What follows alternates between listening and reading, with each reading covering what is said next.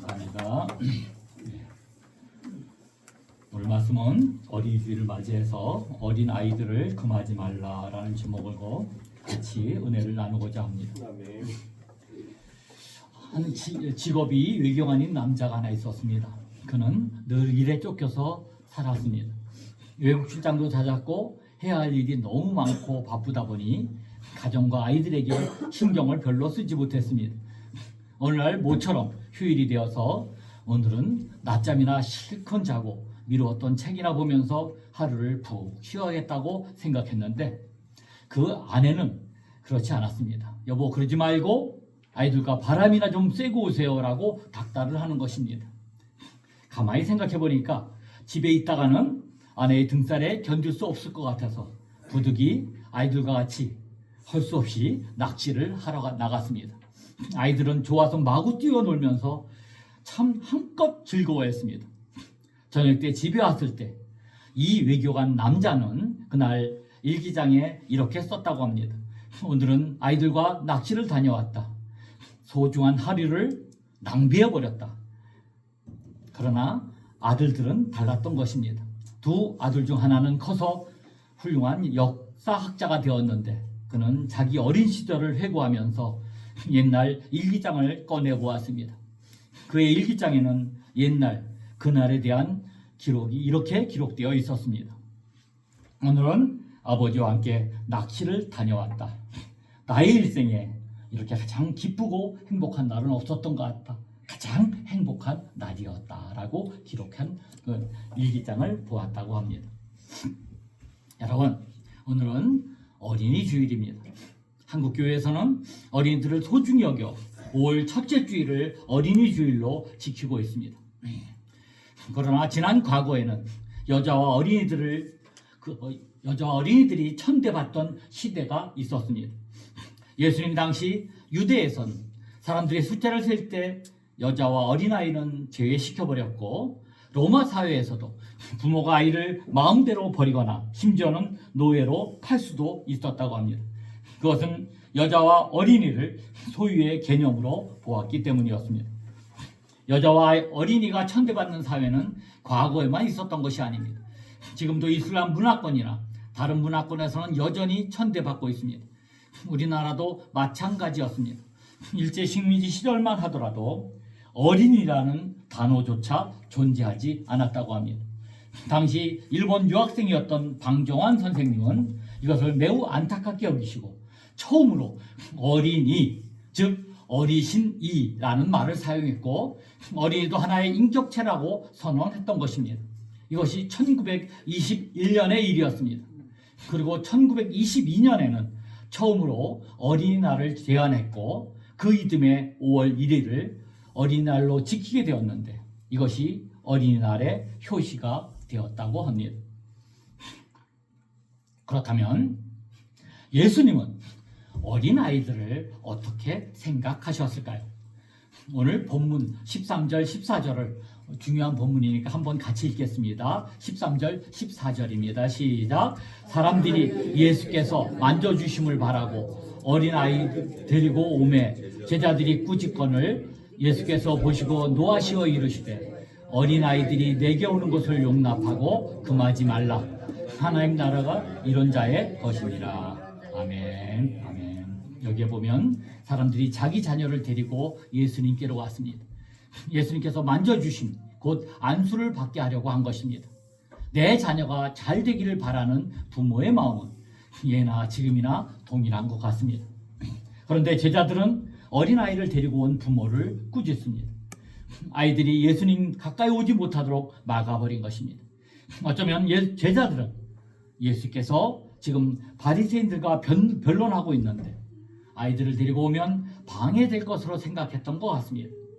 그때 예수님은 제자들에게 노하시어 이렇게 말씀하십니다. 어린아이를 용납하고 내게 오는 것을 금하지 말라. 그리고 어린아이들을 안고 그들 위에 안수하시고 축복하셨습니다. 여기서 우리는 예수님께서 제자들에게 노하셨다는 것을 주목하실 필요가 있습니다. 사실 예수님이 노하실 때는 별로 없었습니다. 그러나 오늘 본문의 말씀 보니까 노하셨다라는 말씀을 기록되어 있습니다. 왜 예수님은 어린아이 막는 것을 그 막는 제자들에게 노하셨을까요? 그것은 어린아이 혹은 어린아이를 보는 제자들의 관점이 잘못되었기 때문이었습니다. 제자들은 어린아이들을 방해거리 혹은 귀찮은 존재로 보았습니다. 그래서 외계관 아버지는 아들과 함께 하는 시간을, 그렇게 함께 보낸 시간을 낭비라고 생각했던 것입니다. 사실 이런 관점은 우리들도 마찬가지입니다. 우리는 어린아이들이란 아직 미숙하고 뭔가 모자라기 때문에 상대할 가치가 없다고 생각합니다. 그래서 늘 애들은 몰라, 애들은 가라 라고 말하기도 합니다. 그런데 예수님은 전혀 달랐습니다. 어떤 신학적인 변론이나 논쟁보다 어린아이의 가치를 더욱 귀하게 여기셨습니다. 주님은 어린아이들이 내게 오는 것을 금하지 말라, 하나님 나라가 바로 이런 자의 것이니라고 분명하게 말씀하셨습니다. 이것은 어린아이들에 대한 제자들의 통념을 무너뜨리신 것입니다. 하나님 나라는 어른들의 나라, 스스로 잘났다고 자기를 내세우는 그런 사람의 나라가 아니라 어린 아이와 같이 자기를 낮추고 하나님만을 신뢰하는 사람들의 나라라고 말씀하신 것입니다. 따라서 자기 자녀들을 예수님께로 데리고 오는 것은 이 땅의 부모들이 꼭 해야 하는 가장 소중한 일이라고 할 수 있는 것입니다. 여러분, 하나님 나라는 어린 아이의 것이 아니라 어린 아이 같은 자의 것입니다. 그래서 내 아이가 소중하다고 여긴다면 내 아이를 예수님께로 데리고 와서 진정 어린아이가 가진 품성, 스스로 낮추고 하나님을 신뢰하는 품성을 길러야 하는 것입니다. 예수님은 어린아이와 같은 마음으로 주님께 나아가야 하며 어린아이와 같이 하나님의 나라를 받들어야 하나님 나라에 들어갈 수 있다라고 분명하게 말씀하십니다. 예수님은 왜 어린아이를 내게 오는 것을 금하지 말라라고 하셨을까요? 왜 우리 어린아이들을 예수님께로 반드시 데리고 가야 할까요? 어릴 때 하나님을 만나는 것이 모든 인생의 평생을 결정하기 때문입니다. 어릴 때 하나님을 경험하는 것이 평생을 갑니다. 교육학자들의 설명에 따르면 한 사람의 자아상과 가치관은 대개 6살 이전에 형성된다고 합니다. 그러므로 어릴 때 부모가 자녀에게 어떤 가치관을 심어주느냐, 또 어릴 때 무엇을 보여주고 어떤 일을 경험하게 하느냐 하는 것이 자녀의 자아상에 큰 영향을 끼칠 수 있습니다. 역사학자였던 아놀드 토인비가 한 번은 이런 말을 했다고 합니다. 사람들이 나보고 언제부터 역사학자가 되었느냐라고 묻는다면 나는 4살 때부터라고 대답합니다. 왜냐하면 내가 4살 때부터 어머니는 침대 곁에서 역사 속의 여러 가지 이야기를 들려주었기 때문입니다. 그때부터 나는 이미 예비 역사학자가 되어 있었습니다. 그런데 대부분의 어른들은 어릴 때의 경험을 대수롭지 않게 생각합니다. 어릴 때의 경험이 한 아이의 인생을 좌우한다는 생각을 못하는 것입니다. 성공한 사람들이나 실패한 사람들의 이야기를 다 들어보면 그들 대부분은 어렸을 때의 경험이 자신들의 성공과 실패를 좌우했다라고 말하고 있습니다. 나이가 많아서 배우는 것은 정말로 쉽게 잊어버리지만 어렸을 때 배운 것은 정말로 평생을 가기 때문입니다. 그러므로 자녀들이 어렸을 때 하나님을 만나게 하는 것이 매우 중요한 것입니다. 어렸을 때 성경을 가르치고 어렸을 때 예배와 기도를 소중하게 여기고 어렸을 때 올바른 가치관과 세계관을 심어 주어야 하는 것입니다. 성경에 나오는 위대한 믿음의 사람들을 한번 살펴보시기 바랍니다. 하나같이 어릴 때 하나님을 만난 사람들입니다. 사무엘이 그랬고 다윗이 그랬습니다. 그렇습니다. 어렸을 때 하늘의 일을 가르치면 땅의 일, 사람의 일은 저절로 알게 될 것입니다. 어렸을 때 영적인 일을 가르치면 육신의 일은 저절로 알게 되는 것입니다. 그러므로 많은 사람이 말하는 것처럼 예수는 나중에 커서 믿고 지금은 학교 공부를 열심히 해야 돼 라고 말해서는 절대 안 되는 것입니다. 결코 그렇지 않습니다. 반대로 해야 합니다.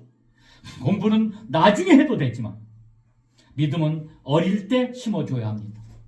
어릴 때 하나님을 만나야 그 사람은 평생 하나님의 은혜 안에서 살 수 있게 되는 것입니다. 부모의 믿음이 자녀의 믿음이 됩니다. 우리는 왜 예수님께로 우리 자녀들을 반드시 데려와야 할까요? 그것은 부모의 믿음이 아이들에게 중요한 영향을 미치기 때문입니다. 오늘 본문에 잘 드러나지 않고 있지만 매우 중요한 일을 한 사람들이 있습니다. 바로 13절에 사람들이라고 표현된 이들입니다. 그들이 누군지 본문은 분명하게 말하고 있지는 않지만 그들은 예수님께서 내 자녀에게 안수하신다면 얼마나 좋을까 하는 심정으로 예수님을 찾아갔을 것입니다. 그런데 이게 너무 잘한 일이었습니다. 생각해 보십시오. 예수님께로 나올 수 없는 사람은 세상에 아무도 없습니다. 예수님은 어린아이라도 환영하시고 기쁘게 맞아주십니다. 갓 태어난 아기도 예외는 아닙니다. 엄마 아빠의 품에 안겨 예수님께로 오기만 하면 주님은 그 아이들을 맞아주시고 안고 축복해 주십니다. 어떤 부모는 아이가 너무 시끄럽게 굴기 때문에 다른 사람에게 방해될까 봐 교회에 데리고 올 수 없다라고 말합니다. 어떤 엄마는 아이들 다 키워놓고 나중에 교회에 나오겠다라고 말합니다. 아닙니다. 그것은 잘못된 생각입니다. 물론 예배가 중요하고 아이들이 시끄럽게 구는 것이 신경을 쓰일 수 있겠지만 그런데도 자녀들을 예수님께로 데리고 와야 합니다. 다른 데 데리고 가기 전에 다른 가치관이 생기고 잘못된 자생이 생기기 전에 우리 자녀 마음속에 믿음부터 심어 주어야 하는 것입니다. 성경에 보면 디모데는 어려서부터 어머니 유니게와 외할머니 로이스의 믿음을 보고 자랐다는 것을 알 수 있습니다. 바울은 이렇게 말합니다. 디모데서 1장 5절의 말씀입니다. 내 속에 거짓이 없는 믿음이 있음을 생각함이라. 이 믿음은 먼저 내 외조모 로이스와 내 어머니 유니게 속에 있더니 내 속에도 있는 줄 확신하노라. 디모데가 훌륭한 믿음의 사람으로 자라서 사도 바울의 동역자가 될 수 있었던 것은 그가 외할머니와 어머니의 믿음을 본받고 자랐기 때문이라고 한 것입니다. 외할머니와 어머니의 믿음 때문에 디모데는 그렇게 훌륭한 성경의 위대한 인물이 될 수 있었던 것입니다. 로이스와 유니게는 자기 자녀에게 믿음의 유산을 잘 남긴 것입니다. 여러분이 잘 아는 노펠라라는 사람이 있습니다. 그는 석유 재벌이었습니다. 그에 대한 부정적인 평가도 참 많이 있지만 그는 나이 들어서 회심하고 자선 사업에 몰두하여 시카고 대학교를 설립하고 록펠러 재단을 세워서 병원, 의학연구소, 교회, 학교 등을 세웠습니다. 그가 86세가 되었을 때 먼저 하나님 나라로 간 아내를 기념하기 위해 시카고 대학 안에 교회를 지어 하나님께 바치고 헌당식을 하였을 때 시카고 트리뷴지의 경제부 기자가 그에게 이런 질문을 했다고 합니다. 록펠러 씨, 당신은 지금까지 26년 동안 세계 제1의 부자로 그 부를 누리고 계신데 그 비결이 도대체 무엇입니까? 세계 제1의 부자에 된 비결이 무엇입니까? 그러자 록펠러는 이렇게 말합니다. 나는 부모님으로부터 엄청난 재산을 물려받았기 때문입니다. 그래서 기자가 호기심을 눈빛으로 아니 도대체 무슨 유산을 얼마나 받았습니까? 라고 질문합니다. 록펠러는 그때 이런 말을 합니다. 내가 6딸이 되자 어머니는 내게 말씀하셨습니다. 이제부터는 너 혼자서 교회를 다니도록 해라. 그리고 일주일에 20센트씩 용돈을 줄 테니 내가 알아서 잘 쓰도록 해라. 그는 너무 좋아 냉큼 그 돈을 주머니에 넣으려고 하자 어머니는 이렇게 말씀하십니다. 그런데 얘야, 내가 받은 20센트 중에서 10분의 1은 누구 거지? 하나님 거예요 라고 대답하자 어머니는 그러면 오늘 교회에 가서 하나님께 드려라. 노케라는 이렇게 말합니다. 나는 그날부터 지금까지 11조를 한 번도 놓친 적이 없습니다. 이것이 내 성공의 비결입니다. 여러분, 우리는 내 자녀가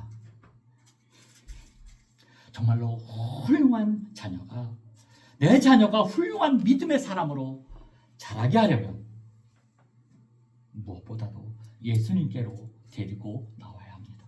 예수님을 만나게 해야 합니다. 예수님께서 만져주시도록 부모가 자녀를 데리고 예배의 자리, 기도의 자리로 오고 그렇게 함으로 부모의 믿음이 아이의 믿음이 되도록 해야 할 것입니다. 또한 우리는 왜 우리의 자녀를 예수님께로 데려 나와야 할까요? 그것은 어린 아이들이 하나님 나라의 주인공이기 때문입니다. 우리 14절 마지막 부분 하나님 나라부터 15절까지 우리 같이 한번 읽겠습니다. 하나님 나라부터 읽습니다. 14절 하나님 나라가 이런 자의 것이니라. 내가 진실로 너에게 이르노니 누구든지 하나님 나라를 어린아이와 같이 받들지 않는 자는 결단코 그곳에 들어가지 못하리라 하시고 아멘. 하나님 나라는 이런 자의 것이라고 하시면서 하나님 나라는 어린 아이의 것이라고 말씀하시는 것이 아니라 어린 아이와 같이 하나님 나라를 받드는 자를 하나님 나라에 들어갈 수 있다라고 말씀합니다. 누구든지 하나님 나라를 어린 아이와 같이 받들지 않는 자는 결단코 그곳에 들어가지 못하리라 하셨습니다. 물론 이 말씀은 천국에 들어가려면 어린아이처럼 단순하게 그리고 어린아이가 부모를 믿고 바라보듯이 하나님을 신뢰하고 믿어야 한다는 뜻입니다. 그런데 저는 이 말씀이 단순히 어린아이의 성품만을 가리키는 것이 아니라고 생각합니다. 예수님은 어린아이야말로 이 땅에 하나님 나라를 세우는 데 중요한 사람들로 보셨습니다. 주님께서 데려온 그 아이들이 하나님 나라의 주인공들이요 하나님 나라의 미래라고 말씀하신 것입니다. 그렇습니다. 예수님은 어린 아이를 통해서 하나님 나라의 비전을 보셨습니다. 유명한 전도자였던 무디가 전도 훈련을 받을 때였습니다. 전도하고 돌아와서 보고하는데 무디는 이렇게 보고를 합니다. 저는 오늘 2사람 반을 전도했습니다. 그러자 사회자가 당황하면서 알겠습니다. 어른 2사람과 어린아이 1명을 전도하셨군요 라고 말하자 무디는 이렇게 말합니다. 아닙니다. 반대로 말씀하셨습니다. 저는 어린이 2명과 어른 1명을 전도했습니다. 어른은 벌써 인생의 절반 이상을 살았기 때문에 엄격히 말하자면 반사람입니다.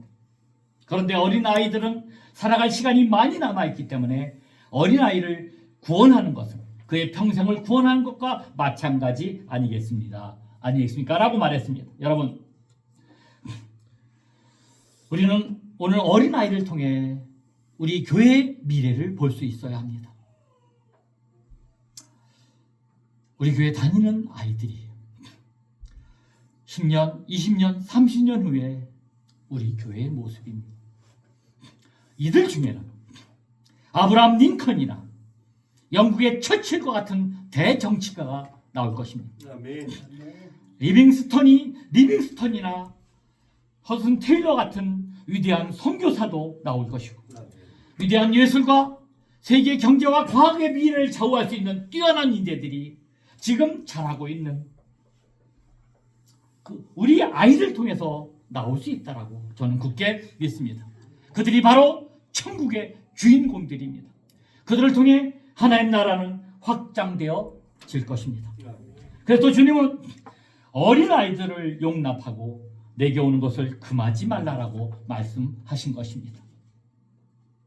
여러분, 자녀 교육보다 더 중요한 것이 세상에 어디 있겠습니까? 하나님 주신 자녀를 믿음으로 양육하는 것은 하나님께서 우리 부모에게 맡겨주신 가장 신성한 사명입니다. 여러분은 자녀를 어떻게 키우고 있습니까? 자녀의 가슴에 예수 그리스도를 심고 계십니까? 그러므로 우리 자녀들을 예수님께로 데리고 나와 예수님을 만나게 해야 합니다. 어려서부터 하나님을 알고 믿음 생활을 잘하도록 해야 할 것입니다. 부모의 믿음을 따라 자라난 아이가 하나님 나라의 일꾼이 되는 것입니다. 마지막으로 우리도 어린 아이처럼 하나님께로 나아가야 합니다. 아이들만, 내게 맡긴 아이들만 데리고 나오는 부모들이 꽤 많이 있다는 사실입니다. 14절 후반절에 보면 예수님께서 제자를 향하여 하나님 나라는 이런 자의 것이니라 라고 말씀하십니다. 여기서 이런 자란 물론 12살 이하의 어린이들, 그리고 초등학생, 그보다 어린 아이들입니다. 이처럼 아직 미성숙한 어린아이가 그저 그 어린아이가 자기만 아는 유치원적인 성품을 닮으라는 것이 아닙니다. 오직 부모를 온전히 의지하고 살아가듯이 나 자신을 의지하지 않고 하나님을 전적으로 의지하고 살아가는 아이 같은 자가 하나님 나라를 소유하게 된다고 하나님은 분명하게 말씀하십니다. 제자들은 어린 아이들을 무시하고 예수님께로 나온 것을 가로막았지만 예수님은 도리어 천국은 어린아이 같은 자들의 것이라고 말씀하십니다. 하나님 나라의 초대가 은혜로 주어졌을 때 의심하지 않고 어린아이 같이 순수한 믿음으로 은혜를 받는 자가 천국에 들어가는 것입니다. 어린아이 같이 전적으로 하나님을 믿고 하나님 없이 살 수 없는 겸손한 자세를 가져야 하는 것입니다. 복음은 낮은 곳으로 향합니다. 가난한 자, 병든 자, 억울한 누명을 쓴 자, 힘없는 자, 의를 위해 핍박을 받는 자, 애통하는 자, 온유한 자. 제자들은 연약한 어린아이들을 무시하고 예수님께 나오는 것을 막았지만 천국은 어린아이처럼 약하고 낮은 곳에 처한 사람들을 처벌하지 않는 것입니다. 예수께서 보여주신 것처럼 우리 역시 약하고 낮은 곳에 처한 사람들을 존중하고 그들이야말로 하나님 나라에 들어가기에 합당함을 인정하며 저들을 섬기는 삶을 우리도 살아야 하는 것입니다. 또한 우리 역시 하나님 나라에 들어갈 수 있도록 어린아이와 같이 하나님을 전적으로 의지하고 겸손한 마음으로 하나님 나라를 소망해야 하는 것입니다. 사랑하는 성도 여러분, 오늘 어린이주일을 맞이하여 우리 아이들을 예수님께로 데리고 나가서 주님을 만나게 하시기 바랍니다. 어릴 때 믿음을 심어주고 사랑과 정성을 다하여 성경을 가르치고 예배와 기도를 소중히 여기고 올바른 가치관과 세계관을 심어주시기 바랍니다. 예수님의 자녀로 하나님 나라의 미래를 이끌어가는 아이로 키우시는 여러분 모두가 되시기를 간절히 축원드립니다. 또한 자신을 낮추는 겸손함과 하나님만을 온전히 의지함으로 하나님을 향한 어린아이 같은 순수한 믿음과 소망을 가지고 살아가심으로 이 땅에서도 천국을 누리며 영원한 천국을 소유하시는 저와 여러분 되시기를 주 예수 그리스도의 이름으로 간절히 축원드립니다. 아멘. 기도하십니다. 사랑과 은혜가 풍성하신 하나님 아버지, 오늘 어린이 주일을 맞아 귀한 말씀을 주심을 감사드립니다. 우리에게 맡겨주신 자녀들을 주님 예수님께로 인도하는 믿음의 부모가 될 수 있도록 인도하여 주옵소서. 어릴 때부터 하나님을 깊이 경험하는 복된 우리 어린 자녀들 모두가 될 수 있도록 인도하여 주옵소서. 또한 우리 자신도 어린아이와 같이 겸손히 하나님만을 의지하며 살아가게 하시고 하나님 나라를 소유하는 믿음의 삶을 살게 하여 주옵소서. 예수 그리스도 이름으로 간절히 기도했사옵나이다. 아멘. 아멘. 이 찬송가 199장을 부르시겠습니다.